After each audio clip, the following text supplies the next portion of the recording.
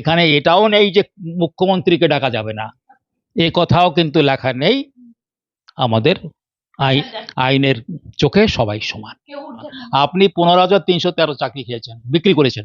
আপনি খেলেন, আপনি চাকরি খেয়েছেন, আপনি উত্তর দেন এই 15,313 চাকরি। যারা চোর তাদের পাশে আপনি থাকছেন, তাহলে সেই জন্য তো আপনাকে চোর বলবে।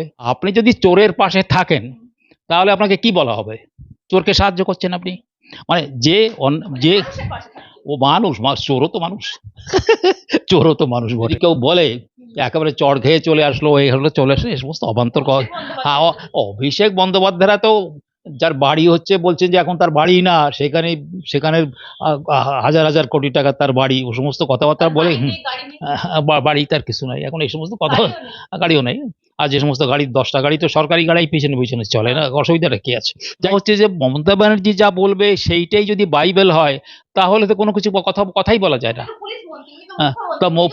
তো উনি তো পুলিশ মন্ত্রী হিসেবে সম্পূর্ণভাবে ফেল করে গেছে। সে তো হাইকোর্টে প্রমাণ হয়েছে, সুপ্রিম কোর্টে প্রমাণ হয়েছে। তাদের তো আগে বার করো। যদি এই 15,313 তারা তো পড়াচ্ছে, সেই পড়ারটা যে সর্বনাশ হচ্ছে, পরে আমরা বুঝবো যে সে জেলে যাবে কি না যাবে, তাকে ফেরত দেওয়া হবে কিনা, মানে সে টাকা ফেরত দেবে কিনা, সে তো আইনের ব্যাপার। কিন্তু এ তো পড়াচ্ছে। তো আপনি যদি এসএসসি মানে এই সবগুলো, কিন্তু এখানে কিন্তু সিবিআইয়ের কোনো ক্ষমতা নাই যে তাকে বলা তুমি পড়িও না। তো চাকরি তো আপনি এই সর্বনাশ, এতগুলো লোকের চাকরি খেয়েছেন। এই না এই 15,013 জন লোক চাকরি পেত, যারা যারা যারা যোগ্য, তাদের চাকরি আপনি খেয়ে এই দুর্বৃত্তদের দিলেন আপনি। যারা যারা ঘুষ দিয়ে করলো তাদের 15,313, এরা তো ঘুষ দিয়ে চাকরি পেয়েছে, অতএব চাকরি তো আপনি খেলেন। যারা ঠিক মতো করে পেত, এই 15,313 যারা যারা সত্যিকারে লেখাপড়া করে উত্তর ঠিক মতো দিয়ে যারা চাকরি পেল না, তাদের চাকরি তো আপনি খেলেন।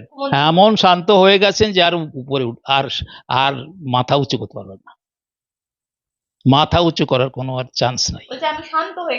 না না না না 15, আমার কথা হচ্ছে আজকে আমার সোজা দাবি, আপনি 15,313 চাকরি খেয়েছেন। যাদের পাওয়া উচিত ছিল তারা পায়নি, তাদের পাশে না দাঁড়িয়ে তারা এখন ভিখারির মতো ঘুরে বেড়াচ্ছে। তাদের পাশে না দাঁড়িয়ে যে চোর পয়সা দিয়ে চাকরি পেয়েছে তাদের পাশে দাঁড়াচ্ছেন, লজ্জা করা উচিত। যে স্যার যে কথাটা বলছে, এই যে 15,313 চাকরি আপনাদেরকে যেভাবে বোঝানো হচ্ছে মঞ্চে যে চাকরি খাচ্ছে এরা, কিন্তু চাকরিটা খেয়েছে প্রথম কারা? কাদের চাকরি খাওয়া হচ্ছে? যারা দুর্বৃত্ত, যারা সাদা খাতার মাস্টার। বারবার এই কথা বলা হচ্ছে। তো স্যার কি বলবেন? তাই তো আমি বলছি না যে সাদা খাতা দিয়ে যে, আমি তো সেইটাই লিখেছিলাম। আমি যে সেটা যে আমি লিখেছিলাম রঞ্জন সৎ, সে তো বলছে কি যে খবরদার, তুমি যদি কিছু লিখে আসো তাহলে আমি তোমাকে চাকরি দিতে পারবো না, আমি চাকরি তোমাকে দিতে পারবো না।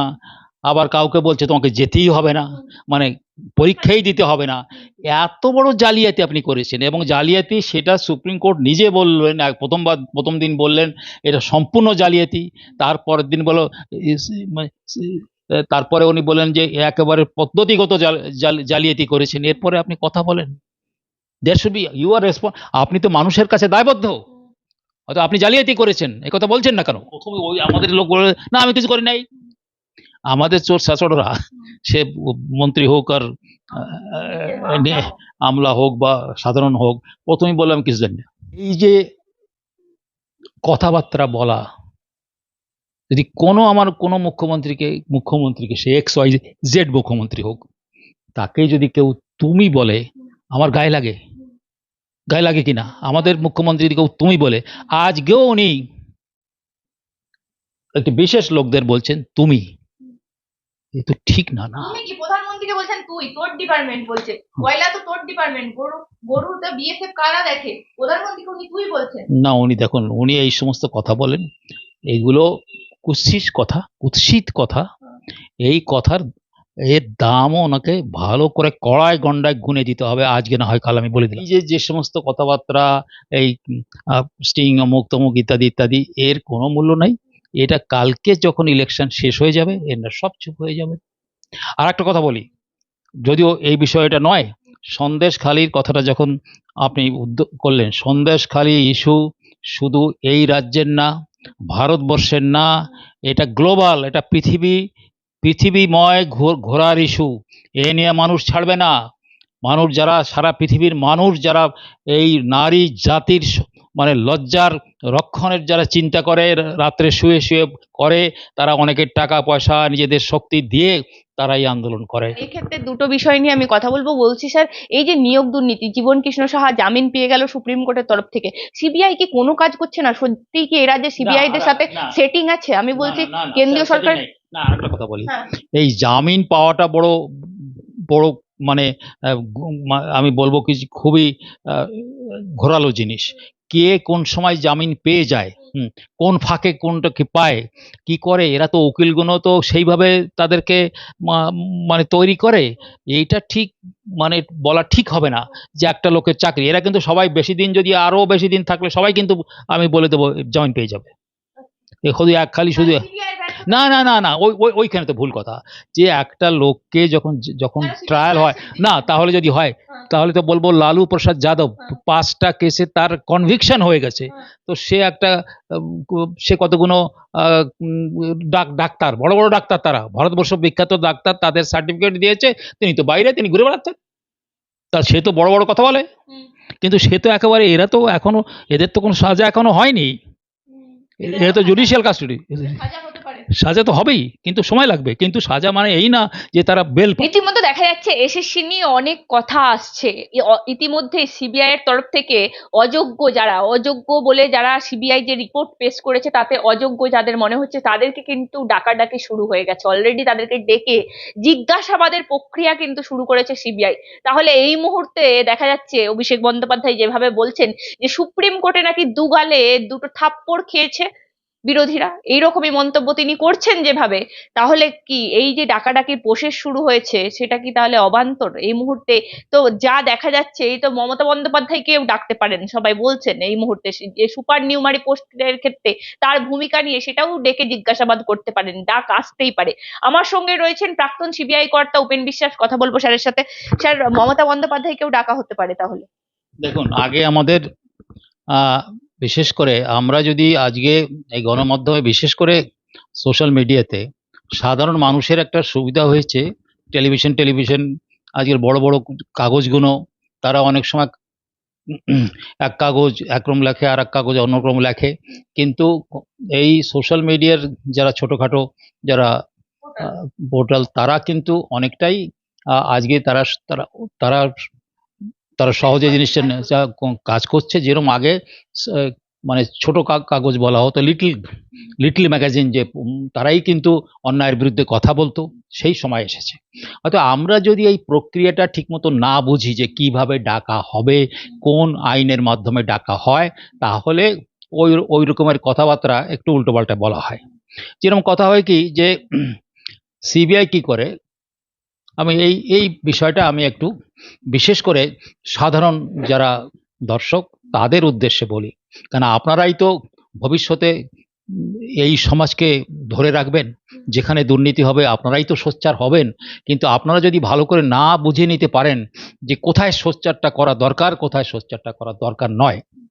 তো দেখুন, এই আমাদের যে আইন আছে, সে আইনের যে তাই ক্রিমিনাল প্রসিডিওর কোড বলা হয় ইংরেজিতে, ধরে নিন তার ব্যবস্থাটা, আইনের কিভাবে কি কাজ করা হবে, জাজরা কিভাবে করবে, সিবিআই কি মানে পুলিশ কিভাবে করবে, তার 91 ধারাতে বলা আছে যে কোনো কাগজপত্র যদি তারা চায়, সেই ধারায় করে ডেকে তাকে কাগজপত্রে ডাকা হবে।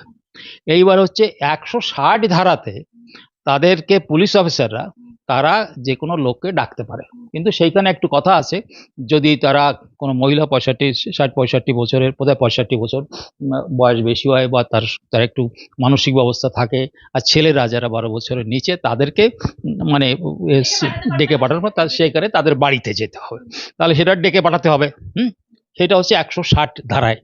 তার মানে এই বেলায় কিন্তু আপনি কোনো কথা নাই যে আপনি মন্ত্রী, আপনি সাধারণ মানুষ, বা কেরানি, বা একজন মুখ্যমন্ত্রী, এ বলে কোনো আলাদা করে কোনো কথা নেই এখানে। এটাও নেই যে মুখ্যমন্ত্রীকে ডাকা যাবে না, এ কথাও কিন্তু লেখা নেই আমাদের আইনে, জাজমেন্ট না, আইনে। এবার 161টা পরে আসছে, তার 161-এর মধ্যে যেটা আবার 1 নম্বর, সেখানে কি হবে যে সেইখানে তাদেরকে ডাকা হবে তাদের বয়ান রেকর্ড করার জন্য। হুম? এইটার যে ডাকটা পড়বে সেইটার কোন ধারায়? 161 ব্র্যাকেটের মধ্যে 1, পরিষ্কার? এইবার হচ্ছে 161 ব্র্যাকেটের মধ্যে 2, এখানে কি বলা আছে যে এইবার তাকে যখন ওই জিজ্ঞাসাবাদ করা হবে, তাকে তার ডিউটি, সে ডিউটি মাউন্ট, দায়বদ্ধ, যে সত্যি কথা বলার দায়বদ্ধ সে রয়েছে, তাকে করতে হবে। অতএব এই যে পদ্ধতিটা, এই পদ্ধতিটা সবাই সমান। সেই জন্যই বলা হয় আইনের চোখে সবাই সমান, কেউ ঊর্ধ্বে নয় এবং সমানভাবে করতে হবে। অতএব যদি কেউ বলে একেবারে চড় খেয়ে চলে আসলো, এই হলো চলে আসলো, এই সমস্ত অবান্তর অভিষেক বন্দ্যোপাধ্যায়রা তো যার বাড়ি হচ্ছে বলছেন যে এখন তার বাড়ি না, সেখানে হাজার হাজার কোটি টাকা তার বাড়ি, ও সমস্ত কথাবার্তা বলে। বাড়ি তার কিছু নাই এখন, এই সমস্ত কথা, গাড়িও নেই। আর যে সমস্ত গাড়ি, 10টা গাড়ি তো সরকারি গাড়ি পিছনে পিছনে চলে না, অসুবিধাটা কি আছে? যাই হোক, এই কেস এইবার সিবিআই যেটা দেখা যাচ্ছে কালকে কিছু সমাজ মাধ্যমের মধ্যে কিছুটা দেখতে পাচ্ছি, আমি ওটাকে পরীক্ষা করে নিয়েছি যে এই ক্যালকাটার সিবিআই একটা কেস তাকে রেগুলার কেস বলা হয়। আর এই কথাটা আমি একটু বিশ্লেষণ করতে চাই। যখন সিবিআই কোনো খবর টবর পেলো, তারা নিজেদের ওদের যারা লোকজন আছে একটু খবরাখবর নিতে হয়, যে এটা অভিযোগ এসছে, একটু ঘোরাফেরা করে খবর নাও, সবাই যেন না জানতে পারে, গোপনে। তো তারপরে গোপনে আসলে তখন বলে আচ্ছা না, আচ্ছা মনে হচ্ছে যেন এটা কিছু হয়েছে, তাহলে একটা আমরা আপাতত ভাবে সামান্যভাবে একটা আমরা এনকোয়ারি করি। তার নাম হচ্ছে প্রিলিমিনারি এনকোয়ারি, পিই। এটা ফেমাস, পিই। পরবর্তীকালে সুপ্রিম কোর্ট পিইও কে বলা হয়েছে এটাও একটা ইনভেস্টিগেশন। তো সেখানে পিইতে কাগজপত্র নেওয়া যায়, কিন্তু কাউকে অ্যারেস্ট করা যাবে না। তো পিইতে যখন করে তদন্ত করে এসে তারা বললো কি, যিনি সিনিয়র অফিসার বলে হ্যাঁ এটা তো কেস আছে। যখন যেই ঠিক হয়ে গেল যে নিজেদের মধ্যে আমাদের উকিলরা যারা আছে, মানে অ্যাডভোকেট থাকে তো সিবিআই, তারা বলে লিগ্যাল সেকশন বলে, তাদেরকে দিয়ে মানে এক্সামিন করে নিতে হয়। তারা বললো যে না, এখন যে রিপোর্টটা এই পিতে যে রিপোর্ট এসছে তাতে আমরা কেস করতে পারি এবং এই কেসে তারা শাস্তি পাবে।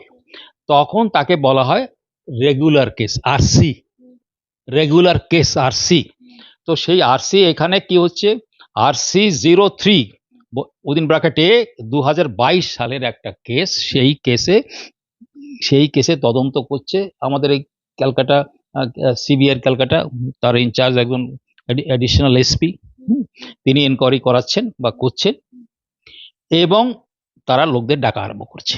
অর্থাৎ কেউ আমরা বলতে পারবো না যে কাকে ডাকা হবে কাকে ডাকা হবে না, তাই কেসের মধ্যেই বলা যাবে। তবে কেসটা মনে করতে হবে 2022 সালের কেস, এলো একটা দিক। এবার দ্বিতীয় আর একটা বিষয় আমাদের মনে হয় সবারই খেয়াল রাখা দরকার, যে এই যে সেদিন মহামান্য আদালত সুপ্রিম কোর্ট বললেন যে কতজন আলাদা করা যায় কি না বা কতজন কি, কিন্তু সেখানে আর একটা বিষয় করতে হবে। সেই জায়গায় এই হাইকোর্টে যে অর্ডার হয়েছিল এবং সুপ্রিম কোর্টও সেইখানে কিছু কিছু জিনিস তারা সেখান থেকে নিয়ে এই অর্ডারের মধ্যে তারা লিখেছেন। এটা কি, সিবিআই 8163 জনকে 63 জন বলেছে তারা এই বিভাগে, মানে ক্লাস 9-এর ক্লাস 10-এর বা ইত্যাদি ইত্যাদি গ্রুপ ইত্যাদি সব মিলে 8163 লোক তাদের ম্যানিপুলেশন করে তারার মধ্যে ঢুকেছে। তার মানে এরা হচ্ছে অযোগ্য, ক্লিয়ার?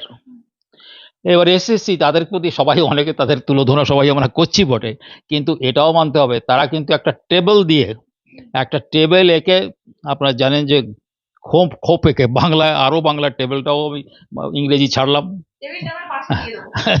তো ওই টেবিলটা, তো সেইটাতে তারা দেখিয়ে দিয়েছে যে কি কি অন্যায় কাজ হয়েছে এবং সেই অন্যায় কত পার্সেন্টেজও তার মধ্যে ওই টেবিলের মধ্যে রয়েছে। এত পার্সেন্ট এটাতে হয়েছে, এত পার্সেন্ট ওএমআইতে হয়েছে, এত পার্সেন্ট এটাতে হয়েছে, হয়েছে ইত্যাদি, র্যাঙ্ক জাম্পিং হয়েছে করে টোরে দিয়ে তারা একটা হিসাব করেছে। সেটা যদি আমরা ধরে নেই তাহলে দাঁড়ায় 4327।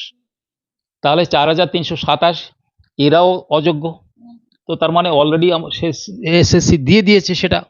আর একটা বলেছে যে এসএসসি যখন ওই পর্ষদকে পাঠায় যে এদেরকে চাকরি দেওয়া হোক, দেখা গেল কি পর্ষদ তারা যত চাকরি ওরা রেকমেন্ড করেছে তার থেকে বেশি দিয়ে দিয়েছে। তাদের সংখ্যাটা হচ্ছে 2823, তাহলে সেটাও বাতিল করতে হবে। তারাও কিন্তু সেটা সেখানে তারা উল্লেখ করেছে, মানে এই এসএসসি উল্লেখ করেছে।